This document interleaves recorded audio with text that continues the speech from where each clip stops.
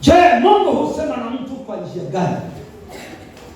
Andika, Mungu husema na mtu kwa njia ya ndoto.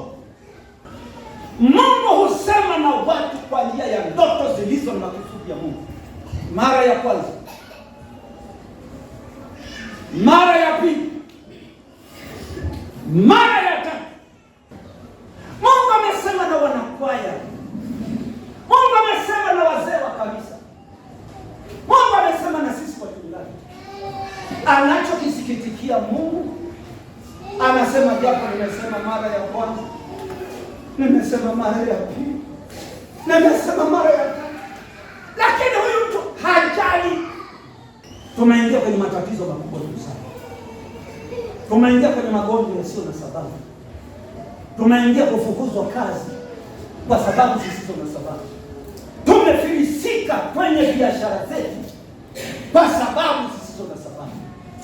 Kwa sababu ya kutokujali, kupuuza. Mungu afanye nini?